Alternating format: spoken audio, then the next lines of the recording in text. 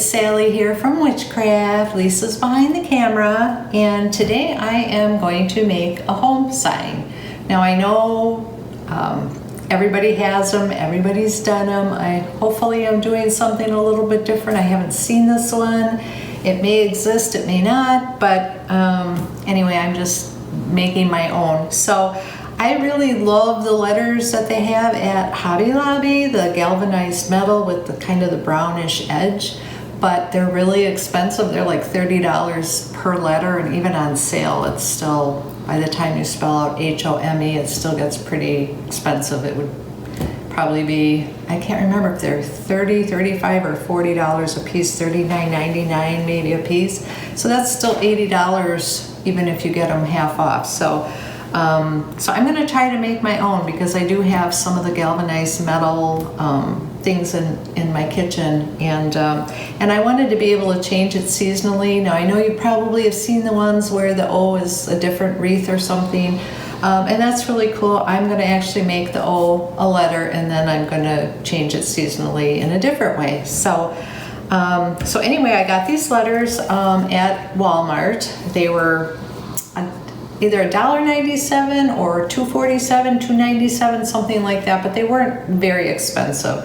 And they had two sizes. I got the bigger size. And then I found some paper that looks like the galvanized metal at Hobby Lobby. These sheets were 4 for $1 on sale right now. So that's not very expensive. And then some Mod Podge, and we'll start there, and then we'll see how this evolves, okay? So obviously, I am going to trace this on my paper. I have to put my eyes on, you all know me, because this is a little bit of fine-tuning work here. So I am going to go edge to edge just so it touches. It's that much less I have to trim off. So I'm just tracing it. When you cut it or trace it, it won't have to be too perfect, because we can sand the extra off with the sanding block. So, and I do have some of these other letters done right away, because I don't want you to have to sit here and watch me do 4 letters, because I know time is valuable and that just gets boring, especially when you're not live with somebody and you can't talk back and forth. And frankly, I run out of things to say too when you're just talking to a camera and it's not talking back to you. So as you can see, I just traced the O. And I am just going to trim it here as best as I can. I'm kind of cutting on the outside of my lines a little bit, and I'll just sand off the extra rather than cutting it too short and having some of the wood showing. I don't want that to happen. Ooh, my line's really light here. So it's a hot day in Wisconsin today, you guys. Very humid. It's supposed to storm starting in like 20 minutes. Very gray today, so if I look darker today, it's because it's very gray outside, and probably about 100% humidity. It's ridiculous. So I'm just making a hole in the middle so I can get my scissors in there. So I'm surprised actually that my hair kept a curl today. So after we glue this on, like I said, I had the other letters done, and after I glue this on, we're going to come back then with some antiquing wax. I have some of the Waverly antiquing wax that I also got at Walmart. I got the bigger can. It was, I think, the bigger jar. I think it was like $6. And we're just going to do the edges to kind of get that that look, kind of like this right here, that metal cookie jar that I have. So, okay, so I'm just going to try to get a little bit closer to this, and then we will quickly Mod Podge it on. Okay, I know that it's a little bit bigger than we need. Let me just see, I'm not sure if there's a right side up or upside down. Doesn't appear to be. So, whoa! this a bit much. Wow, that just came out like a ball of thunder. I've been trying to be good about not putting it in the cap. As you can see, I did that, and look what I did to my jar. I don't know, can you see all that around, all that goop around there? And then to top it off, it glued itself shut and I couldn't get it open. So not so much, it's a little late with this bottle, but I'm gonna be very diligent about my next bottle to make sure I pour it out. You know what? Let's make this faster. Just do it on here. Duh, Sally, duh. You know, and the funny thing is, this is how I did it on the other letters, but I did them a couple days ago, so out of sight, out of mind, I guess. I forgot. I was wondering why the paper was so difficult to do. And I'm just putting a thin coat on because I don't want bubbles. The galvanized paper obviously is in the scrapbooking section. You all have probably seen it by now.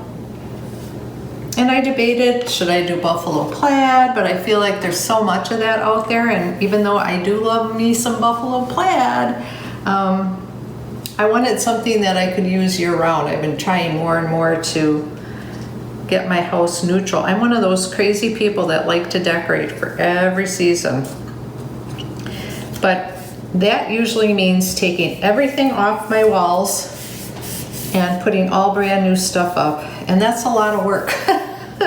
That is a lot of work. So I'm trying to get to the point where I have neutral things that I can just change out, just put little accessories or bows or a pumpkin or something and just change out a little bit for the season without having to go all out and take things off walls and whatever. So I'm doing more shelves and pitchers and buckets and things, and that way I can just set a scarecrow or tuck something in and go from there, just like this welcome thing.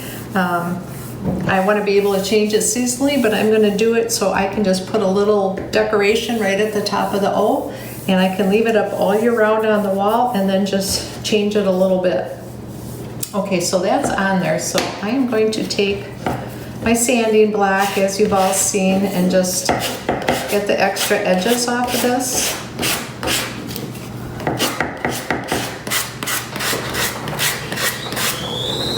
And this seems to be easier to do when it's wet than when it's dry, but I only have a little bit of extra, as you can see, a little bit of extra paper. I tried to get as close as I could to the edge. There might be a little bit more in the middle section. And these sanding blocks you can get at any hardware store or Home Depot or Lowe's or Menards, depending what they have in your part of the country or your neck of the woods. I'm gonna need a new one of these soon, though. I can tell it's not as grainy as it used to be. It takes a little longer now to get these off. You just want to be careful you don't tear your paper where you do a kind of stroke downward, so it just takes the excess off the sides and it still leaves your paper on top in good shape. Okay, we're almost done with this, and then we will move on to the next step. Okay, so we have our letter. So next step is we are going to make it a little bit darker. As you can see, here's my H that I already did. And see the difference? See how the sides are stained, and there's that little bit kind of going over the edge there to make it look rustic and antique versus the one I just did. So we want to make this one look like this one. So, and what I will tell you though about this antiquing wax, this is Waverly brand, is it's very dark, and if you're staining the sides and you get it on the paper unintentionally, it's going to stay there. You have to be really careful with it. And I recommend actually thinning it out a little bit with some water. A, it won't be so dark. B, it'll spread more easily. And see, you can kind of put it around the edges where you want it. It won't be so stark. So I mix it with a little bit of water. So I kind of focus on just doing the edge here. And first, and then I will go back and kind of go over the edge a little bit with some extra. And some of it will get on automatically by itself. So now that it's kind of off of there and it's a little wet, I'm just going to take it and just kind of go over the edge ever so slightly with it.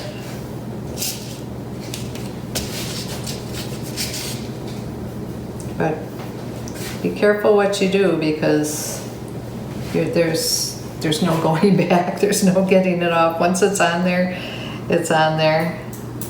And it's okay. I mean, we want the rustic look, but you know, just try to control where you put it. I went a little gonzo with my first one, and luckily it didn't go too far in. I was kind of able to blend it, but I learned the hard way that you have to be careful with this, because it can be a little much, and you don't want it too dark and too black. It doesn't have to be too perfect though either. Okay, so let me just finish doing the edges here. And you won't see much of the edges, so they don't have to be perfect. I'm really just staining them so they blend in with the shutter. Because I stained the shutter the same brown, because they were a little scratched up and whatever, so I did go over them with a little bit of this brown stain. So basically the edges are just going to go away. Nobody's going to really see them. Okay, so I just have to do the inside edge. It is nice though, because the stain does come off your hands, which is different than normally a regular stain. So I applaud Waverly for that. It doesn't end up on my hands for 3 days after I stain something.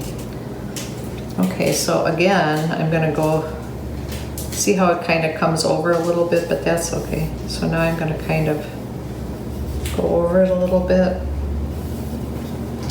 And it's okay if it's a little thinner in places or thicker in places. Sometimes I kind of go dab it a little bit, so it's a little lighter or darker here and there.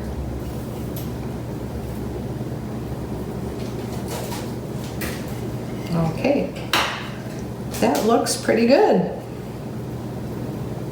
I think it matches all the other letters I've done. And like I said, it's a little wider in places, a little thinner. That's just fine. Just make sure you don't cover up too much of the gray, because you do still want it to look galvanized. So, okay, so that's it for that step. So the next step is going to be to put it on our shutter. Just going to make a little bit of room here. Oh, what I just did, I forgot that was in there. Okay, so here's the shutter I have. So as you can see, it was a little scratched and worn and things on the back side. That's what it did look like. So I went over it with the Waverly to darken it a little bit and fill in the cracks. Now you could paint this, you could, you know, it could be white, it could be gray, it could be painted, it could be whatever. So do whatever you like or whatever matches your home the best. And here you can see the difference in my O's. So see, this is what it was before and that's what it is now.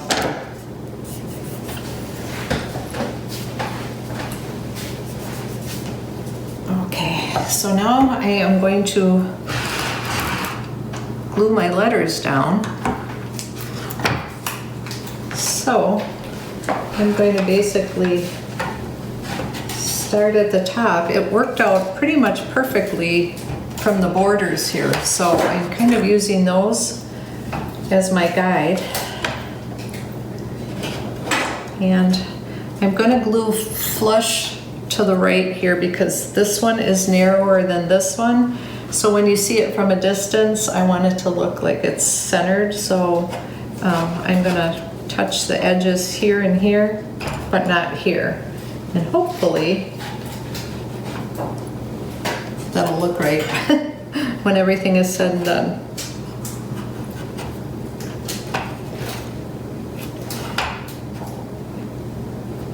Okay, let's see here.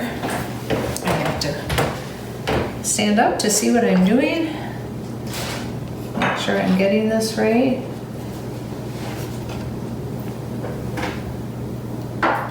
And then the one thing I am not going to do is I'm not going to glue my O.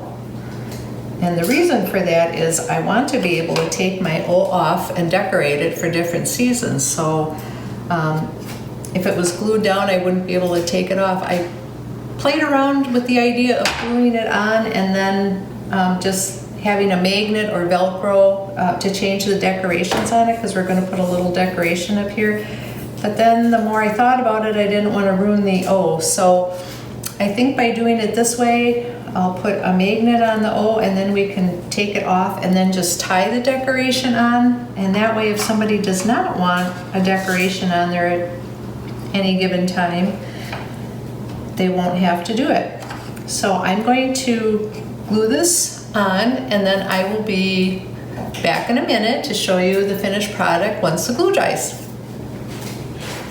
Okay guys, so I've glued my letters down. It's over here drying, and I used hot glue and some E6000 on the H, the M, and the E because I want them permanent. So the hot glue will hold it temporarily in place, and then the E6000, when it cures, will hold it forever and ever. So while that's drying, I'm gonna just do a little attachment for my O. Now my O I did not glue on.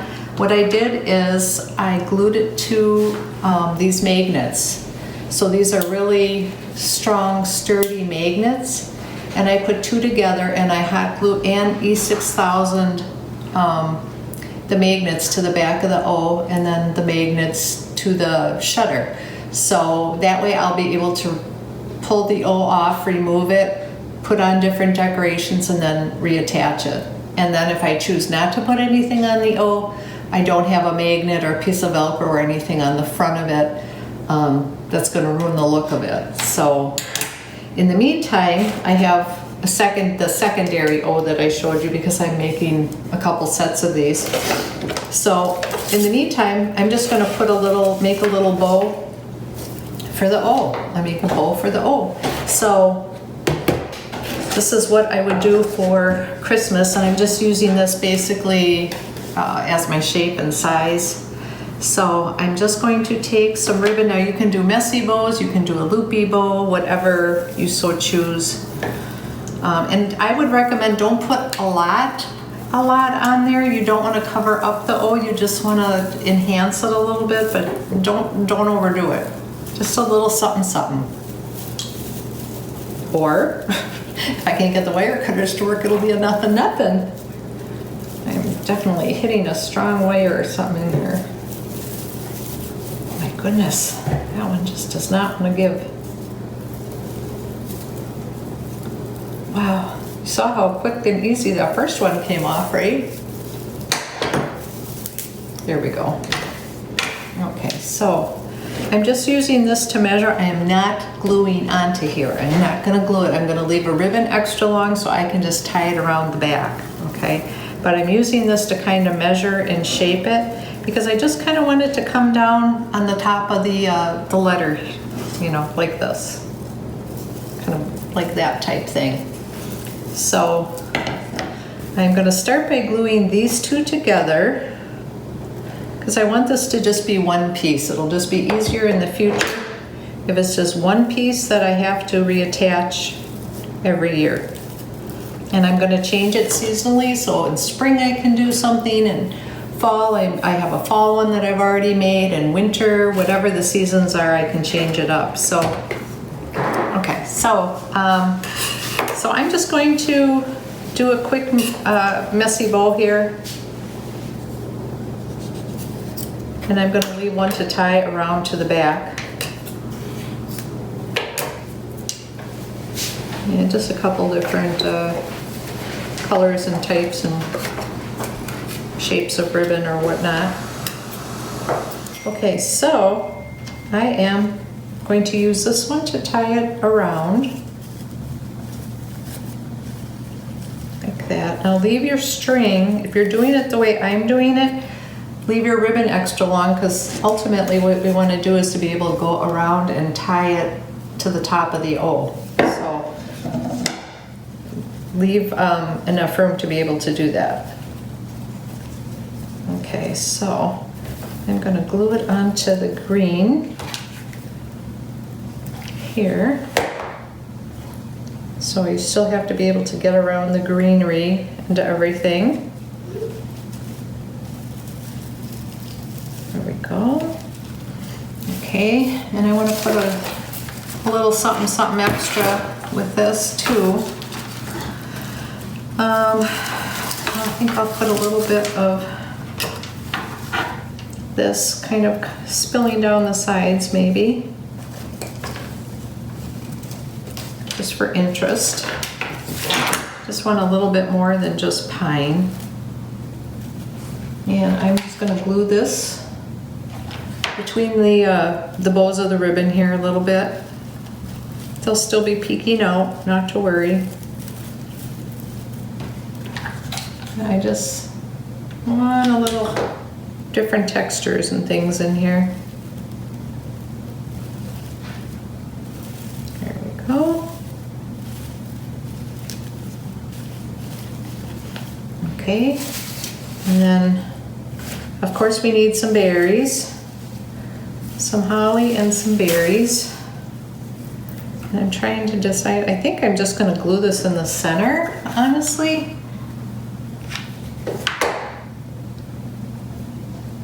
Just to kind of break up all the ribbons. It's always easiest if you do your bow towards the beginning, either in the beginning or towards the beginning, and then kind of glue into it. You don't want to hide it, but it just kind of gives you a little something to glue to. Cut this apart. Put one up and one down. There we go. And then I still have my little holly berries in there. And then you can decide what you want to do with the ribbons. Trim them accordingly. Just make sure you don't cut off the ones that you need to go to tie to the back. I might later go in and put like a candy cane or something, because I have this red and white stripe. That would be really cute too.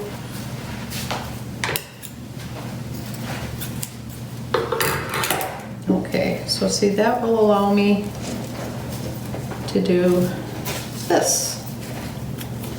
See? So that's how that would work. And you can do this for every season. You can do it for spring, put a little bird's nest in there, whatever the case is. So let me show you what we've got so far. Get some of this stuff out of the way. I'm not sure if this is completely dry or not yet. But here you can see the sign. Get my ribbons out of the way here for you. So here's the sign. Hopefully you can see it. I hope you can see it. I know it's a little bit big, right? So here you go. Here's the sign. And then just to show you, I had made some other attachments. So here's one that I made that's kind of wintry but more neutral. If you don't want the red or something in there, I just kind of did gray and cream. And I used some little juniper berries that are kind of a grayish bluish color. So I can do something like that. I did a fall one. And you can see my ribbons on the back to tie it on. So here's my fall one. So I can do something like that. I even took a little pumpkin and I cut it in half. I kind of took the back off of it and glued some leaves to the bottom so that I could do this with it. So you could do that with a nest in spring, like a little bird's nest with some eggs or something. I thought that would be super cute. So hopefully you're able to see all of this. I'm not sure yet if the glue is dry. I'm not sure if I should try to take the magnets off. Yeah, it's not quite dry yet, so I'm not going to mess with it too much. And then of course we have, this one that we can use. So there's multiple things we can do with it. And then for hanging it, you can either put like a sawtooth hanger on the back and hang it that way, or put some little eyelet hooks in it, hang it that way. Or you can put some ribbons or something on it, on the top, some just different gray ribbons or messy bows or something on the top, and hang it that way. So it's completely up to you. If you do the bows and things on the top, then I would recommend when you do, say, something like this, to take a little bit extra of the ribbon and maybe, put it up where the ribbon is being tied. I don't know if I'm going to put a ribbon on it. I've not decided yet until I get it on my wall. So I kind of have to see where I'm going to go with it, but you could just do a messy bow with it. You could just pick a ribbon that you like, gray or brown. I would recommend probably doing something neutral or something that kind of matches this and going with that, or a messy bow, but I'm not sure if I want that or if I just want this to be my focal point and let that be it. So I haven't decided. You'll see on the glamour shots, I do have to let the O dry yet, so it's not there yet, but you'll see at the very end of this video how it looks hanging on the wall. Okay, so here is our finished product, and as you can see, I'm not going to put a hanger on it. I think I'm just gonna put a little sawtooth nail in the back because I want this to be my focal point. I don't want it to fight with ribbons or things at the top, but if you choose not to do something like this and want to put ribbons or burlap or raffia at the top, you certainly can. Depending on your sign, I just want this to be my focal point. So that's it for now. Please show me what yours looks like. I'm anxious to see what you guys come up with. And be sure to like our page, follow us, subscribe, share, sprinkle, do whatever it is to help us out, to help us get started on this new journey. And we appreciate every little bit of it. Please, if you have any questions or comments, let us know. And please send us pictures of any version of this that you choose to make. And that's it for now. So please be sure to join me next time and see which craft Lisa or I choose to do next. It's always a secret. Thanks for now. Bye-bye.